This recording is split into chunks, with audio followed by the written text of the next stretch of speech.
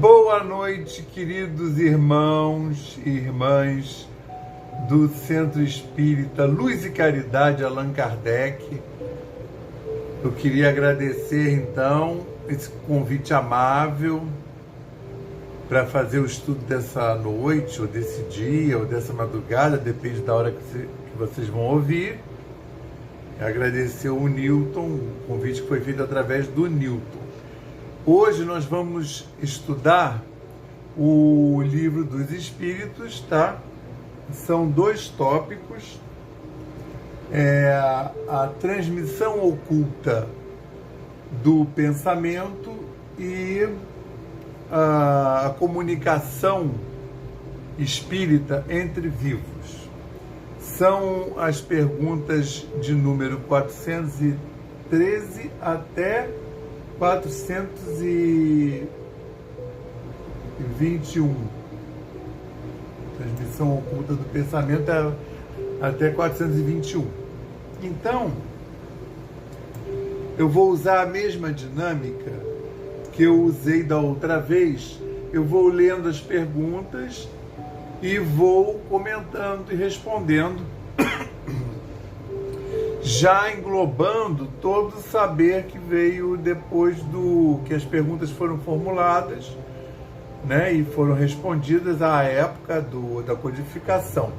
Lembrando sempre que os livros da codificação são livros que vieram no meio do século XIX, quando ninguém sabia absolutamente nada, o que era o espiritismo. Então, as respostas são adequadas à população, às almas encarnadas naquela época, tá?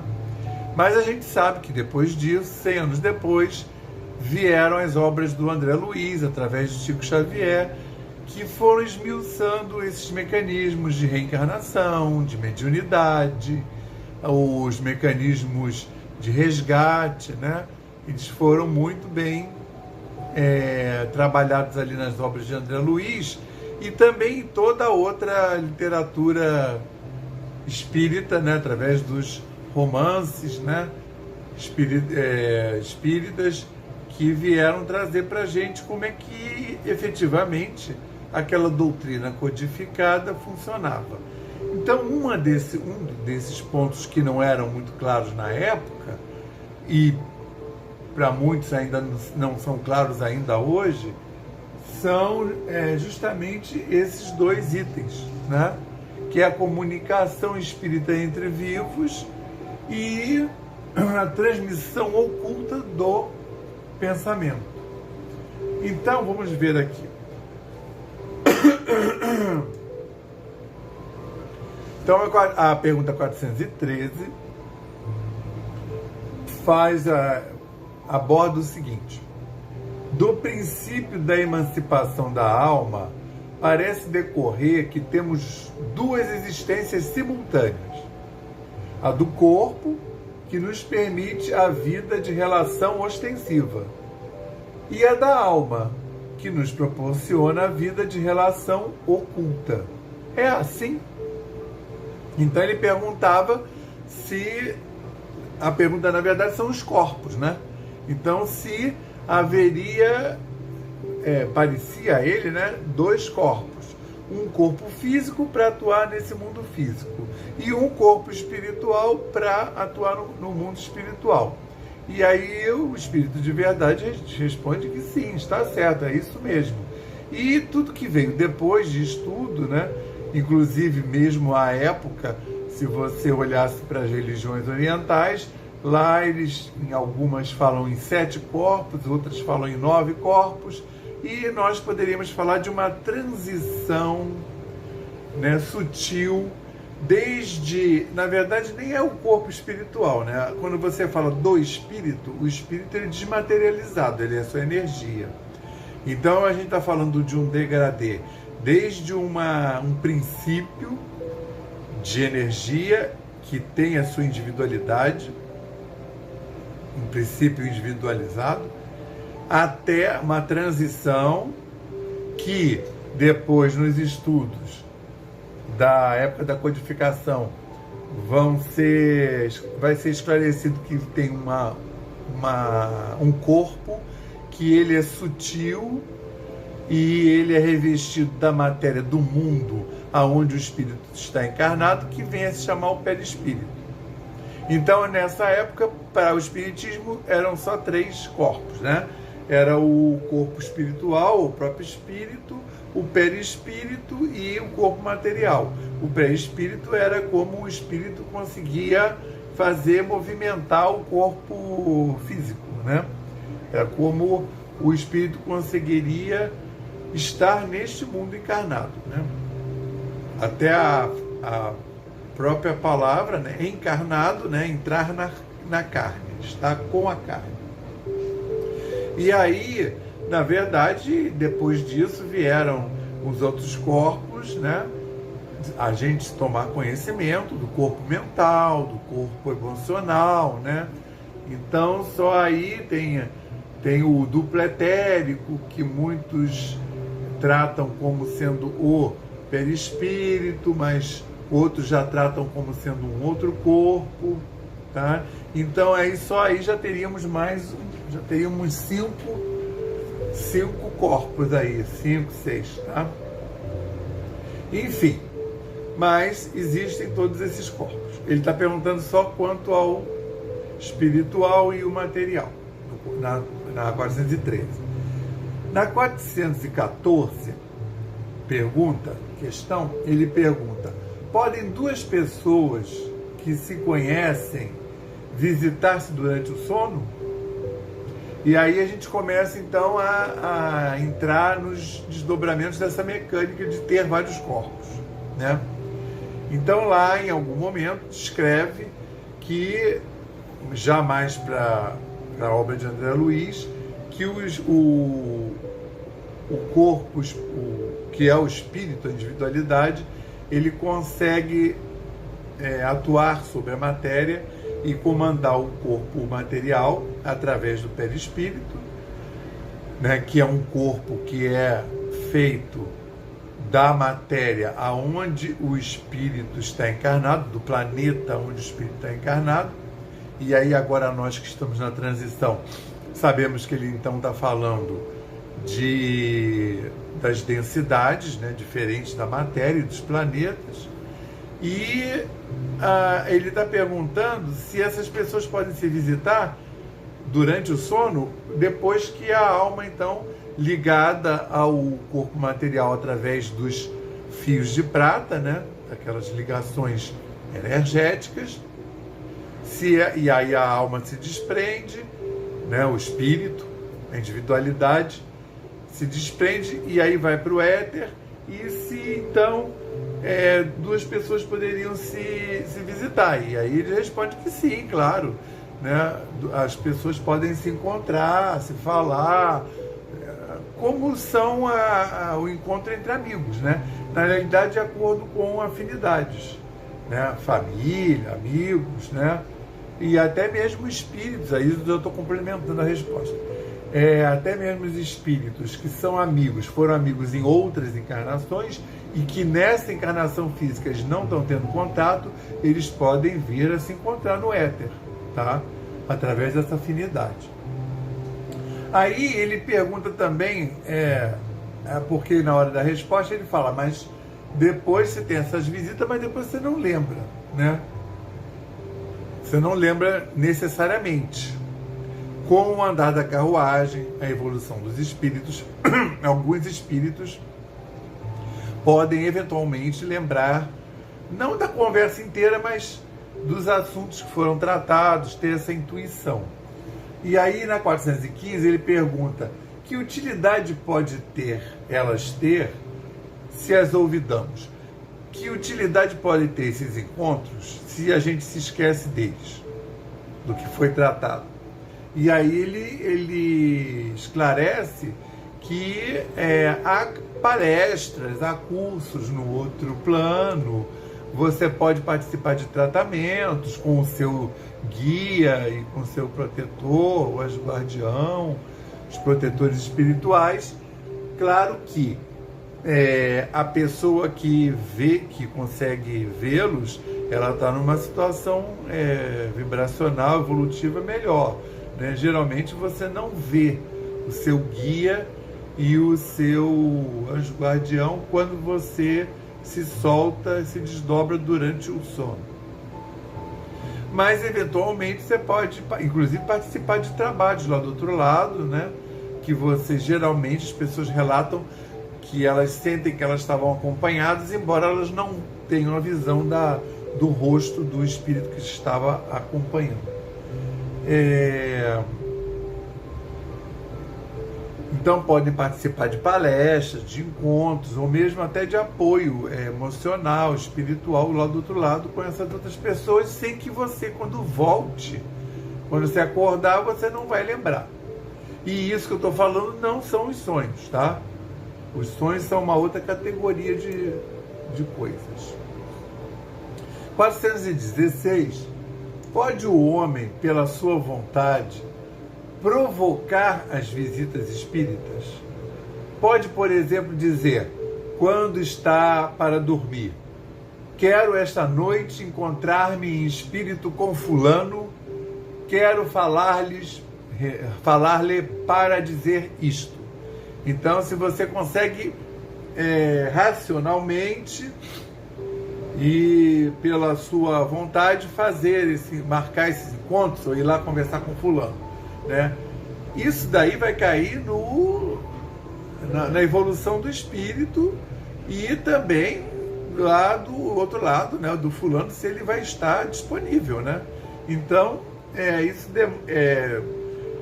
geralmente você, nesse plano, para essa humanidade encarnada, você não tem esse poder todo, né? Você vai lá, encontra, mas muito mais pelas afinidades, né? Ah, puxa vida, era tão bom, eu tenho tanta afinidade com fulano. Aí você vai lá, conversa com ele sobre assuntos da sua existência atual, ouve, e aí você é amparado sempre, né, pelos guias e protetores espirituais, embora na maioria das vezes você não os veja. Mas aí é interessante que você vai falar com o outro fulano lá, que ele tem a mesma densidade que você vai vê-lo, vai encontrar, entende? Então é um ponto de apoio espiritual. Mas você já de pronto, antes de dormir, eu vou encontrar com fulano, né? Agora, você não sabe se o fulano está com disponibilidade. E se ele estiver lá envolvido lá numa missão com os guias e protetores dele? E se ele estiver num curso? E se ele estiver num tratamento? Porque nesses desdobramentos do sono, a gente também às vezes faz tratamentos espirituais, né? Então, depende de um monte de fatores. 417. Podem espíritos encarnados reunir-se em certo número e formar assembleias? Claro que podem. Isso aí, então, já até adiantei a resposta nas outras respostas. Os espíritos encarnados podem se reunirem, podem formar assembleias, até por uma questão dessa. Primeiro vão se reunir por afinidades, né?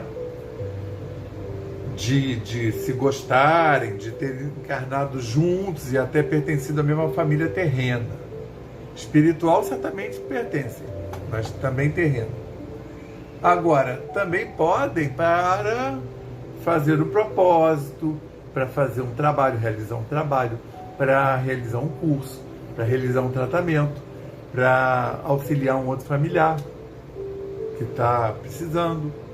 Então eles se reúnem, né? Podem espíritos encarnados reunir-se em um certo número e formar assembleias, porque até então, nas perguntas anteriores, nós estávamos respondendo pensando em dois espíritos, né, se encontrando, né? Então, agora ele está falando de vários espíritos. Então pode, claro que pode. Vamos ver aqui. 418. Você não pode reunir-se.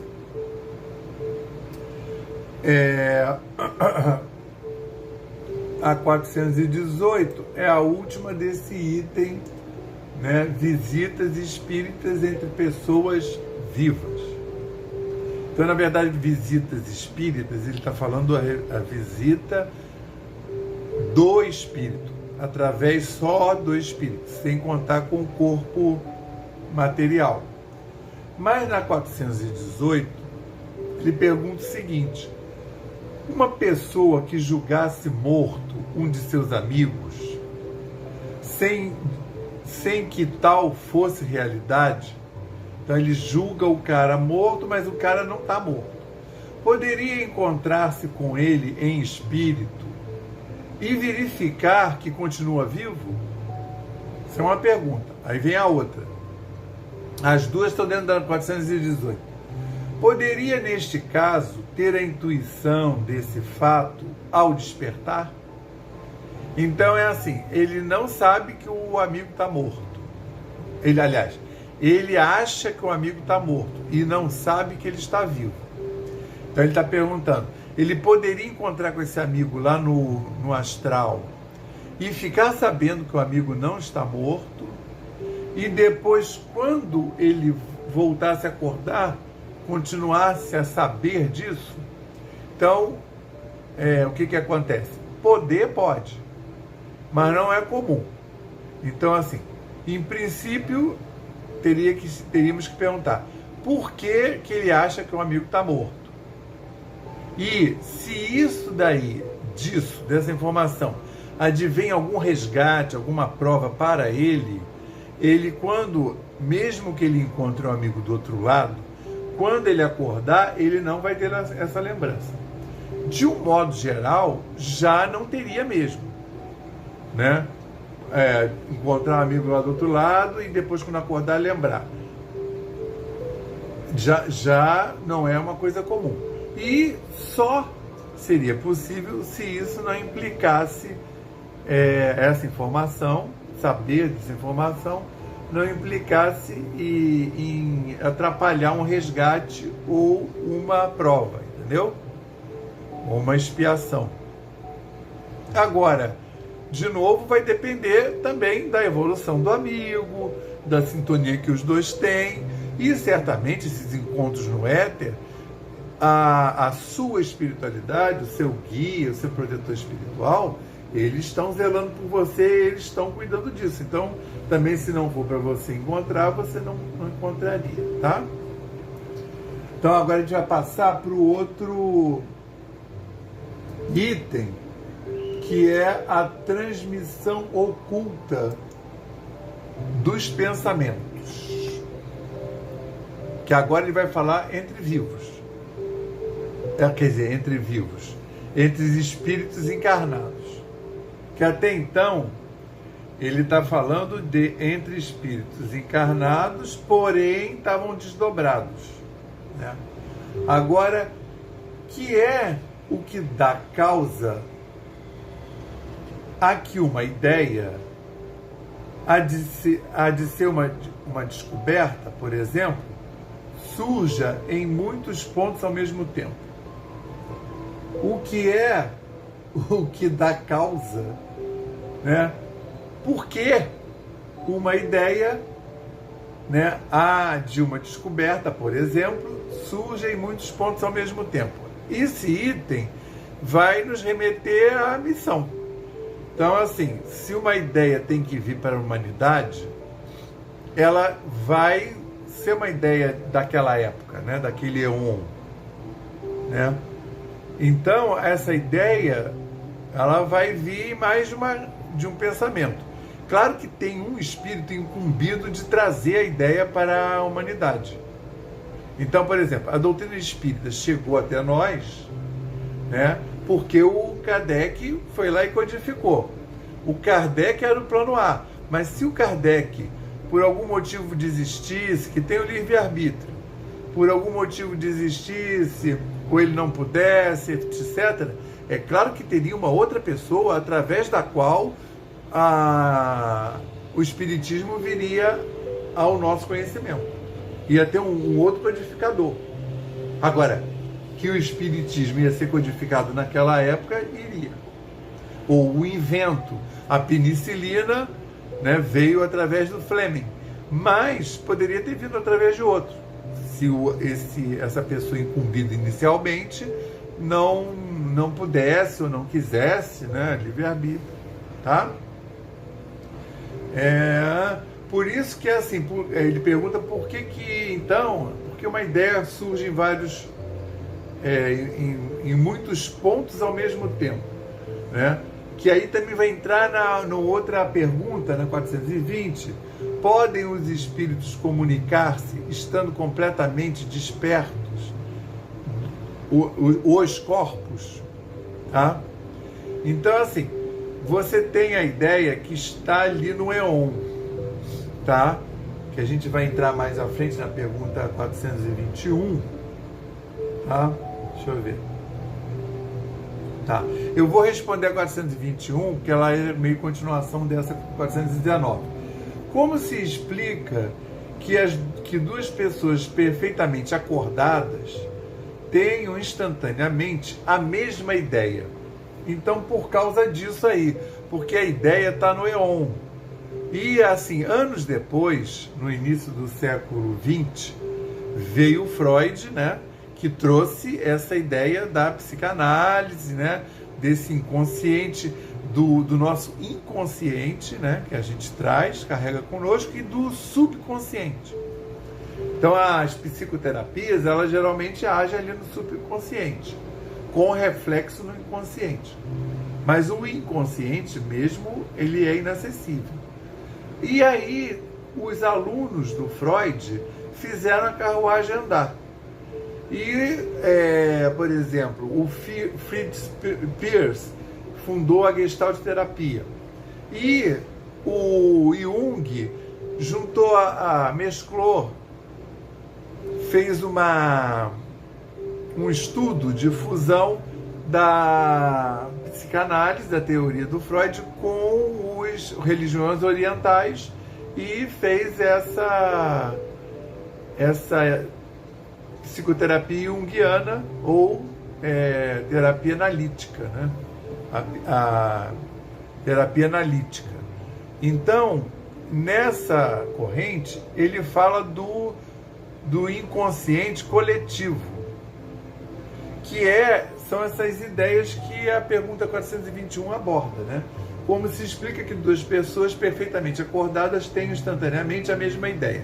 Primeiro, as pessoas perfeitamente acordadas, pode ser que elas estejam também numa sintonia entre elas, né? Sejam pessoas que estejam fazendo aquela palavra que foi muito badalada nos anos 70 e 80, né? A telepatia, né? Que uma pessoa pode estar pegando o pensamento da outra. Não necessariamente falando palavra por palavra, mas pegando um sentimento, uma ideia. Mas elas também podem estar pegando do inconsciente coletivo, que é o saber que está disponível para todas as pessoas encarnadas naquele momento que pertencem a esse planeta. Então isso vai incluir todos os desencarnados também. Mas como esse item está falando de pessoas, a transmissão entre pessoas que estão encarnadas, então obviamente a pergunta dele é voltada para os encarnados, né? Eu pulei a 420, que podem os espíritos comunicar-se estando completamente despertos os corpos?